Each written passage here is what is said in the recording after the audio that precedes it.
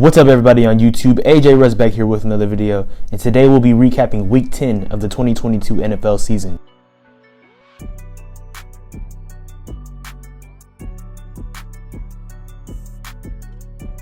Alright, so before talking about the games that happened this past week in Week 10, I wanted to talk about how I'm doing these recaps. So I kind of want to, shed light on the biggest games pretty much. I think that's how I'm going to newly format these videos. And then we're going to talk about, the lesser or underachieving games at the end. Because at the end of the day, we're recapping. It's not supposed to be an hour-long video. It's not literally hour-long, but I think an appropriate 10, maybe like 7 to 10 or 11 minutes, that should be enough time for a recap. But anyways, let's kind of get into these games. And let's talk about arguably the biggest game of this past week in Week 10, the game that took place between the Buffalo Bills and the Minnesota Vikings. The Minnesota Vikings won this game 33-30, improving to an 8-1 record. And now the Buffalo Bills fell to a 6-3 record, being third overall in the AFC East. Now we can obviously talk about how Kirk Cousins has been playing great this season, and he had 357 passing yards in this game. Or we can also talk about how Josh Allen has been, struggling the past few weeks. Now, obviously, he had a UCL injury in the week before against the Jets, but he threw 2 interceptions again in this game in the past 2 weeks.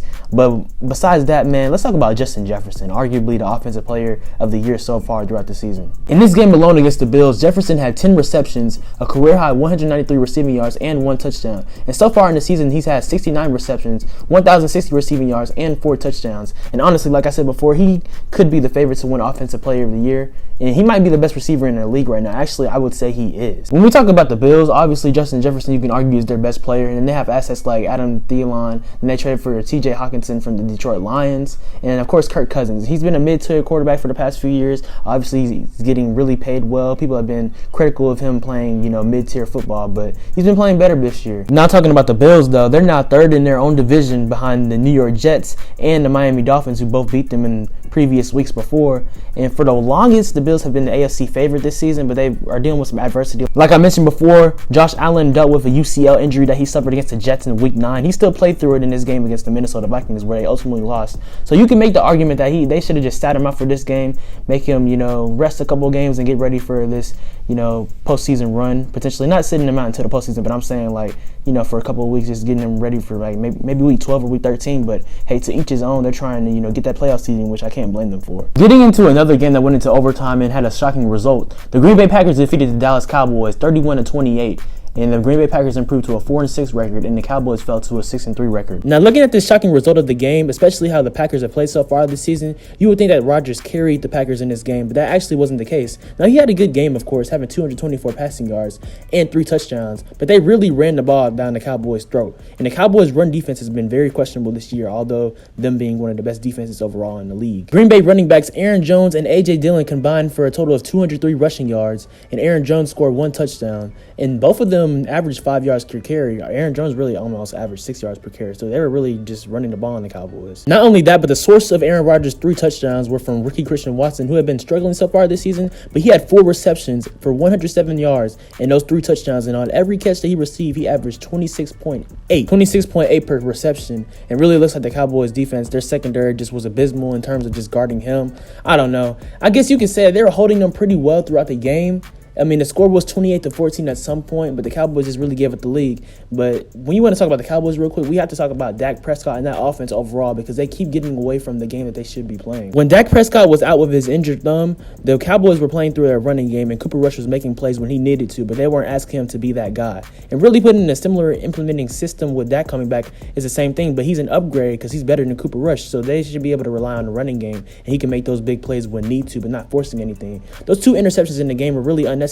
You can argue that the first one was, some miscommunication with the tight end and with the receivers, but the second one, that was just poor, just in the middle of the field, and just a lot of things going on there. But Dak Prescott, he's been mentioned as a top 10 quarterback throughout the league, but we have to talk about this right now, because is he really that guy, or is he just a guy? Now, running back Ezekiel Elliott didn't play in this game, but Tony Pollard continued to show why he potentially could be running back 1 in Dallas. He just has a different burst, a different athleticism about him. He had 22 carries for 115 yards, and he had 1 touchdown. And running back Malik Davis also played pretty good, having 5 carries for 38 yards, averaging 7 yards per carry. CeeDee Lamb of the Dallas Cowboys Cowboys also had a dominant performance. He had 11 receptions for 150 receiving yards and 2 touchdowns, and just his route running ability is really good. Some people try to say that he's overrated, but I feel like, I mean, right now it's his 3rd season. I don't think anyone's saying like he's top 5. You can make a case that he's a top 10 receiver in the league potentially. Now it's obviously just week 10 going into week 11, but if the Dallas Cowboys want to diversify themselves as a real contender, they'll have to actually play up to their abilities and showcase their defense, but also play through the running game.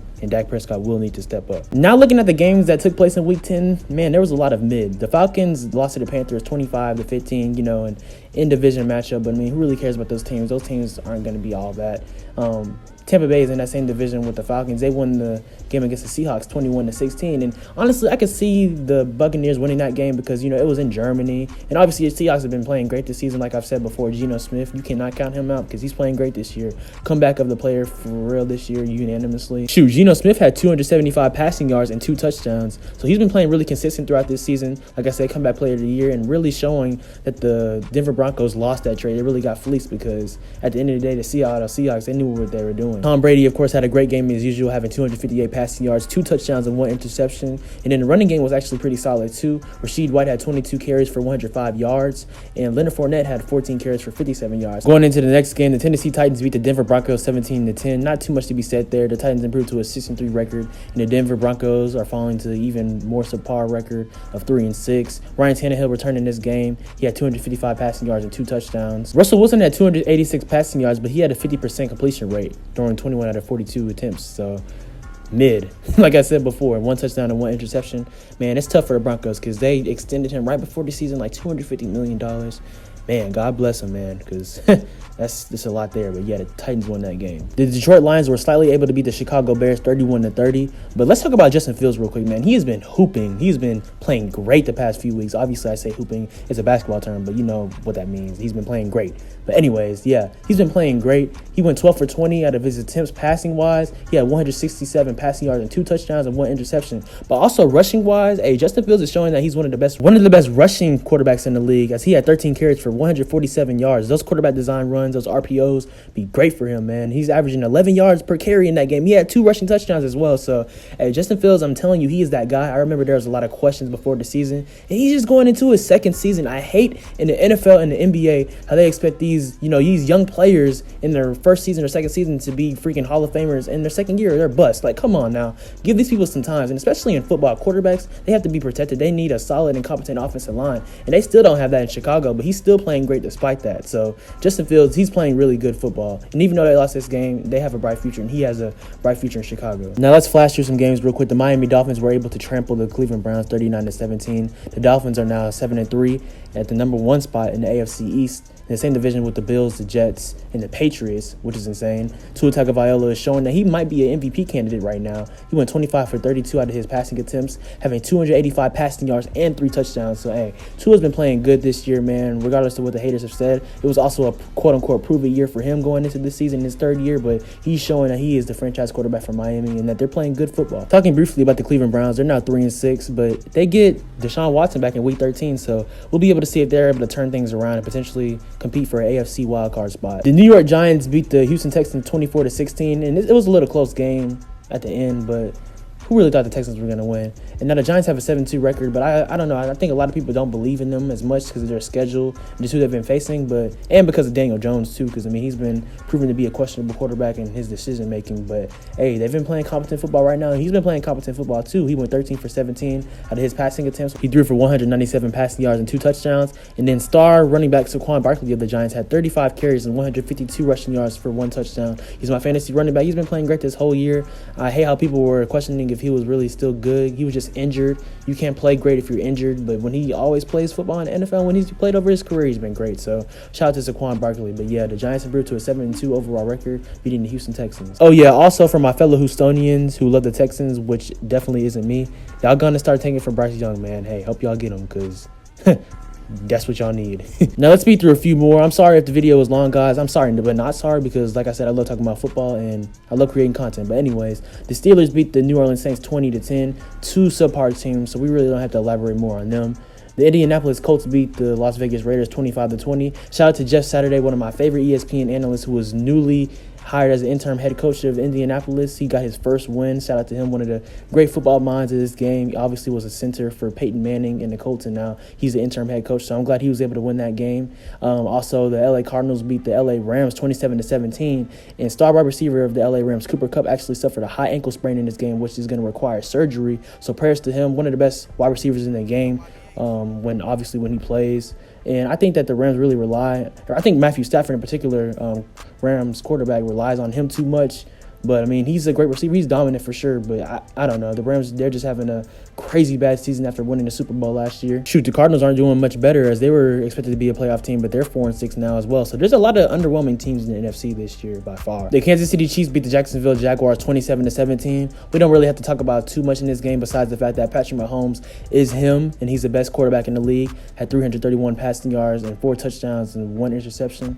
But, I mean, bro, he's playing great. A lot of people are talking about Tyreek Hill not being there. The Chiefs' offense might not be the same, but, bro, Patrick Mahomes, he is great, bro. He's elite, an elite talent. He's going to go down as one of the best quarterbacks to ever play this game. And he just continues to show that week in and week out. The San Francisco 49ers beat the Los Angeles Chargers 22-16. Christian McCaffrey has been shown to be one of the best impacts through this season so far with a midseason trade from the Carolina Panthers to the 49ers. He had a rushing touchdown. Also, Jimmy Garoppolo, who's the ultimate game manager. A lot of people talk about him. Like Stephen A. Smith calls him porn star Jimmy, which is hilarious. He also surprisingly had a rushing touchdown, so that was impressive. The 49ers, you can never count them out, especially how they beat the Cowboys last year and how they made the NFC Championship game, and then how they also have a dude in Deebo Samuel who's one of the best, flex receivers, running back receiver, wherever you put him at, he can play. So he's one of the best players in the league by far. And then talking about the Chargers, Justin Herbert, I think he's one of the great young quarterbacks in this league. I think some people may overrate him a little bit. He's arguably my favorite quarterback. I just like how he plays. But these two teams now have the same record, 5-4, so we'll see what happens there. The Chargers, you could say they're doing a little bit underwhelming after acquiring Khalil Mack for their defense in the past offseason, but we'll see what transpires between both teams. The last game that took place in NFL Week 10 was the matchup between the Washington Commanders and the Philadelphia Eagles, and the Eagles actually lost this game. They were the only undefeated team in the league, but the Commanders were able to win this game 32-21. I don't know about y'all, but I didn't expect for the Eagles to actually go undefeated. They're obviously the NFC favorite right now, and everyone is, hyping them up, and I think they're really good. Jalen Hurts is having a great stellar season, for sure MVP candidate. They have a lot around them as well. Miles Sanders has been playing great football at the running back position. That trade for A.J. Brown at the draft night, that was huge. Their defense is great. Darius Slay is a cornerback, and their defense overall. Jason Kelsey being one of the best offensive linemen of all time. So they have a good team for sure, but I think this was inevitable. I think you can't just react to one loss because they were undefeated. Let's relax. They're still the best team in NFC, but they will have an interesting game against the Dallas Cowboys on New Year's Eve, so we'll see what transpires there. That should be a good game. That'll really test things out. Playoff seeding going into these next 7 to 8 weeks are going to be the biggest thing for these teams at the top, so we'll see what happens there. Then also talking about the Commanders real quick, they have a 5-5 record, so they're also in the NFC East, and there's no losing teams in the NFC East actually. Like I said, the Commanders are 5-5, the Eagles are 8-1, the New York Giants at the second seed are 7-2, and the Dallas Cowboys are 6-3. So that's a winning division. Crazy how the tables turned, because a few years ago everyone was talking about how the NFC East was the NFC least, and now they're arguably the best division in football. Talking about the Commanders real quick, Chase Young will also be returning next week in Week 11 against the Texans, so that'll be a huge pickup for them. They'll be able to make a playoff push, trying to get a wild card spot, and it'll be insane if all 4 NFC East teams make the playoffs. That would be crazy, but hey, crazier things have happened. Let me know in the comments down below what you thought of these Week 10 matchups, how your favorite NFL team is doing, and some of your predictions going into the midpoint of the season and going into the playoffs. I appreciate y'all guys always for watching. Make sure to like, comment, subscribe, and turn on post notifications. Follow me on Instagram and Twitter at Swaggy Wrestling, and also on TikTok at SwaggyWrest02. 1K. We're almost at 1,000 subscribers. I'm going to continue to post more videos, guys. Hey, we're just going to keep going, man. I appreciate y'all. Once we reach 1,000, the next goal is 2K, and so on and so forth. So I appreciate y'all always. Hope y'all are doing blessed. Hope y'all are doing well. Know that y'all can accomplish anything in y'all lives, and y'all can talk to me at any time. I appreciate y'all always. Keep being blessed and love y'all.